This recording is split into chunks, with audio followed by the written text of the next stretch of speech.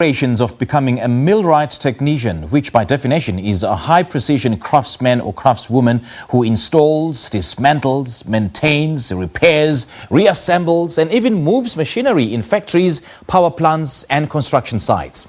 Well, she's currently a diesel mechanic and mechanical engineer and is not about to slow down anytime soon. Her name is Tebogo Senne Jwete, and she's one of our inspirational women this month as we continue to shine the spotlight on phenomenal women. Tebogo, a very good morning to you. Thanks for joining us. Welcome. Good morning. Now, give us a brief history and background into how you became a diesel mechanic and mechanical engineer. So how I became a diesel mechanic, I used to see women suffering, struggling with a lot of things. So growing up, I used to really like fiddling up things and finding out and wanting to know more. So I had studied electrical engineering initially, and I decided to go into mechanical, which is more of predominantly men dominated industry. And I have learned a lot from it, and I saw so much interest that I can still have or do a lot of things out of the mechanical background. And having learned a lot, what would you point out as some of the highlights of embarking on this journey? Come again, please? Having learned a lot, what would you point out as some of the highlights of embarking on this journey? I can point out three things. One, you can do whatever your mind tells you. You are capable of doing it as a woman, and there is no precisely a job for a man or woman. So you can do whatever your mind tells you that you can do. Okay. You know what? The sooner millions of women in South Africa realize that, the better. Now, do take us through what your typical day entails. So, in a nutshell, my day is get in there and you do your safety precautions and you check around, and after that, you then go into the work itself.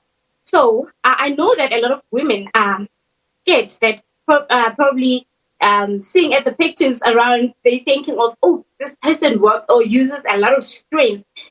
It's mainly your mind that needs to be strong. So you need to use your mind. You need to have a strong mind to do your work. So basically, my day-to-day job is that I do cylinder heads and I assemble them. Cylinder heads are components that goes into the engines that would connect to the whole engine. So I do a certain components of the engine.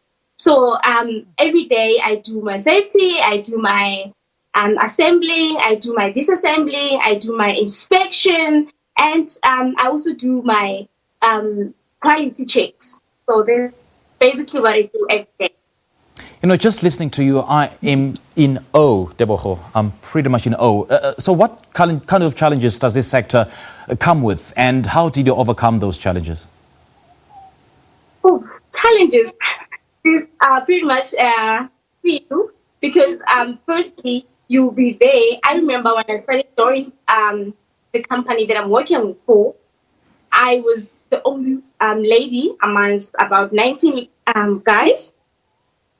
And you can already imagine how hard it was. So it was very difficult for me to gel in, firstly, to become myself. So I had to learn to become myself so that I can feel accepted. And in the long run, I learned to accept who I am, and for them to know and accept who I am. And I really have experienced a lot of challenges. You will name them, maybe sexual harassment, maybe feeling uncomfortable around them, maybe not knowing what to do around them or what to ask.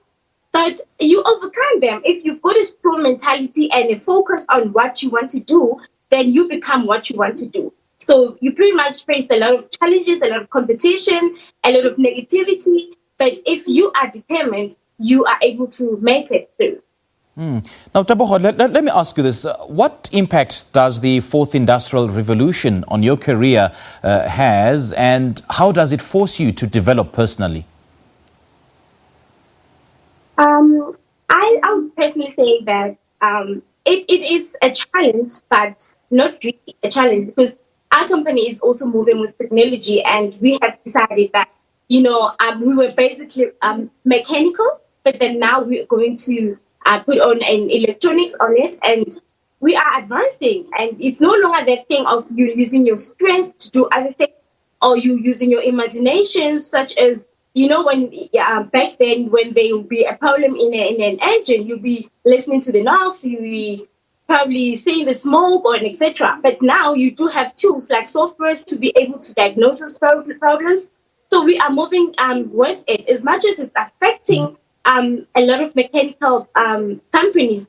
So we need to really pull up ourselves and move with the technology. So I would say, for me personally, I see it as an opportunity because I have both background of electronics and mechanical. So I'm really excited about it. I don't know about other people, but I'm excited because I'm able to combine the two and make it work for me. And speaking of your aspirations of becoming a millwright technician, do give us a brief synopsis of what that entails. Oh, becoming a millwright technician is basically what I just explained, which is you do electrical and mechanical them together. And like, for example, we are now moving to the fourth industrial revolution, which is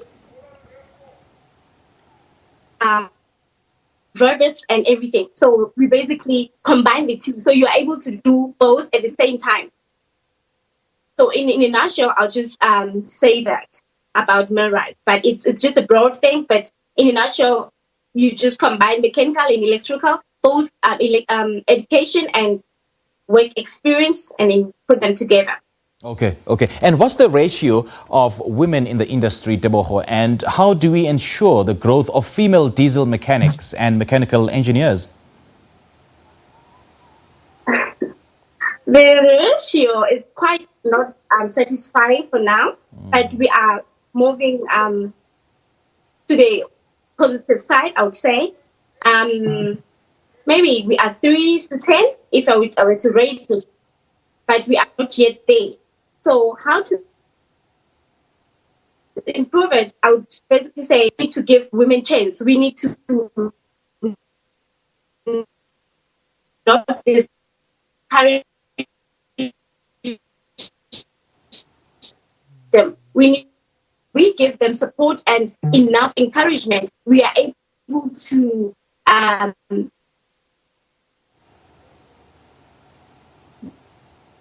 give them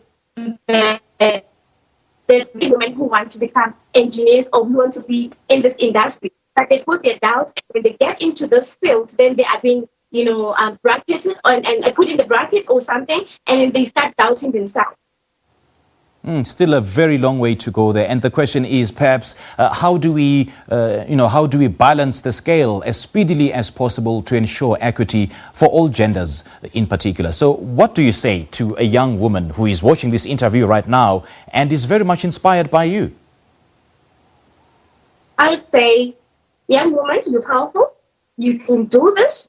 Believe in yourself. You need to have a powerful mind. You need to believe in yourself. You need to open up your mind. You need to try it. You need to do it, because naturally we are born powerful. So you can do this. Go for it. Tebogo, I'm really inspired by you. I really love your tenacity and your drive and your zeal and your passion and your mindset in what you do. We really appreciate your time. Thank you so much.